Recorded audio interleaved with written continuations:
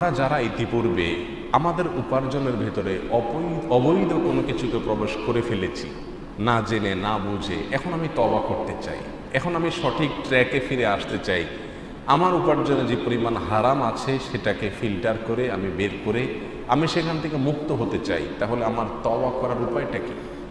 অনেক মানুষ মনে করেন যে আমি ইতিপূর্বে হারাম উপার্জন করেছি, অন্যের হক মেরেছি, সুদ ঘুষের কারবার করেছি, যত রকম অন্যায় উপার্জন হতে পারে, অবৈধ উপার্জন হতে পারে, তার কোনো না কোনোটার সাথে হয়তো আমার সংশ্লিষ্টতা ছিল বা কোনো একটার সাথে সংশ্লিষ্টতা ছিল।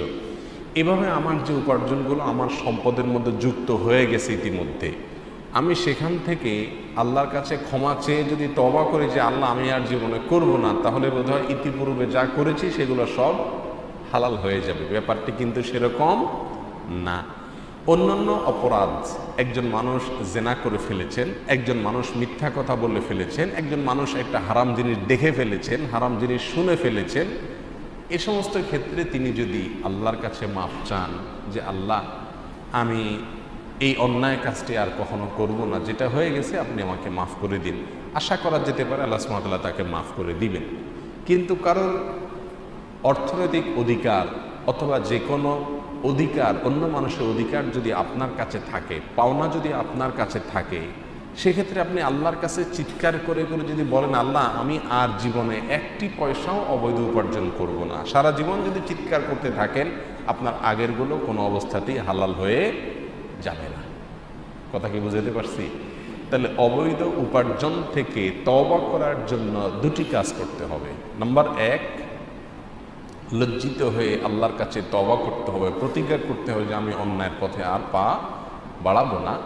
আর নাম্বার দুই, যেই ব্যক্তির অর্থ আপনার সম্পদের মধ্যে যুক্ত হয়েছে, যার টাকা মেরেছেন আপনি, সুদের টাকা হোক, ঘুষের টাকা হোক, মানুষকে প্রতারিত করে টাকা নেওয়া হোক, অফিস ফাঁকি দিয়ে বেতন নেওয়া হোক, যতভাবে অন্যায় উপার্জন হতে পারে, এগুলো যদি আপনার অ্যাকাউন্টে আপনার সম্পদে যুক্ত হয়ে থাকে, আপনাকে আগে বের করতে হবে কি পরিমাণ টাকা এভাবে আপনার সম্পদে এসেছে।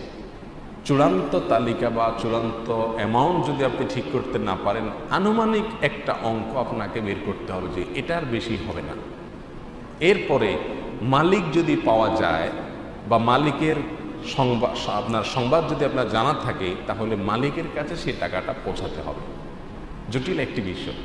কথার কথা, আপনি একজনের 1 লক্ষ টাকা মেরে দিয়েছেন, আপনি জানেন কার টাকা মেরেছেন, আপনি তার টাকাটা তার কাছে যে কোনোভাবে পৌঁছায় দেন। গভর্নমেন্টের যদি কোনো টাকা মেরে থাকেন, তাহলে গভর্নমেন্টের কোষাগারে যে কোনোভাবে আপনি সে টাকা প্রবেশ করায় দেন। এটার আগ পর্যন্ত আপনার ওই অপরাধটি আল্লাহর কাছে ক্ষমা হবে না।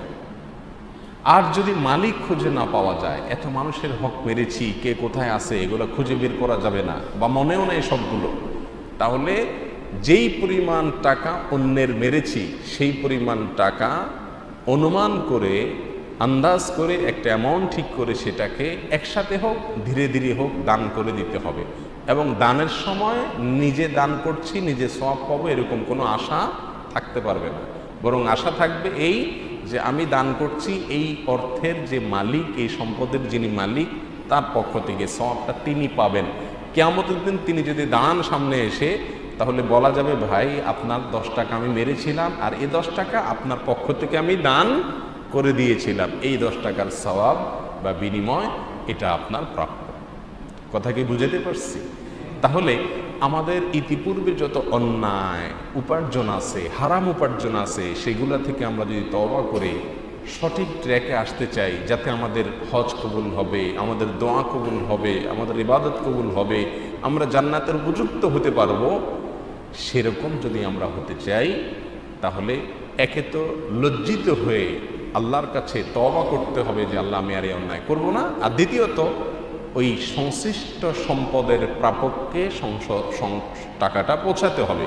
তিনি বেঁচে না থাকলে তার ওয়ারিসদের কাছে পৌঁছাইতে হবে। তাদের সন্ধান যদি পাওয়া না যায় অথবা তাদেরকে এটা ব্যাক করতে গেলে ফিতনা সৃষ্টি হয়, ঝামেলা তৈরি হয়, তাহলে তাদের জন্য তাদের পক্ষ থেকে সেই পরিমাণ অর্থ দান করে দিতে হবে। তারপরে আপনি মুক্ত হয়ে যাবেন। একসাথে দিতে না পারেন, আস্তে আস্তে ভেঙে ভেঙে দেন, কিন্তু আপনাকে দিতে হবে। এর আগে রক্ষা নাই। আপনি অন্যের সম্পদ মেরে দিবেন আর বুড়ো বয়সে হাজী সাহেব সেজে যাবেন, ভালো মানুষ সেজে যাবেন, মসজিদের, মাদ্রাসার, স্কুলের, বড় বড় প্রতিষ্ঠানের বড় বড় সম্মানজনক চেয়ারগুলো দখল করে নেবেন, মানুষ আপনাকে বাহবা দিবে, এবং আপনি দাড়ি, টুপি, আলখেল্লা, জুব্বা সব কিছু লাগায় ভালো মানুষ সেজে যাবেন, কিন্তু আপনি মানুষের যে রক্ত চুষে আসছেন সেগুলো আল্লাহ সুবহানাহু ওয়া তাআলার কাছে সব কিছু জমা আছে। মানুষের হক, বান্দার হক আল্লাহ সুবহানাহু ওয়া তাআলা কখনো মাফ করেন না, এটা ডেঞ্জারাস। আল্লাহর হক আল্লাহ সুবহানাহু ওয়া তাআলা চাইলে যাকে ইচ্ছা তাকে মাফ করেন। আল্লাহ সুবহানাহু ওয়া তাআলা আমাদের সকলকে বুঝার তৌফিক দান করুন।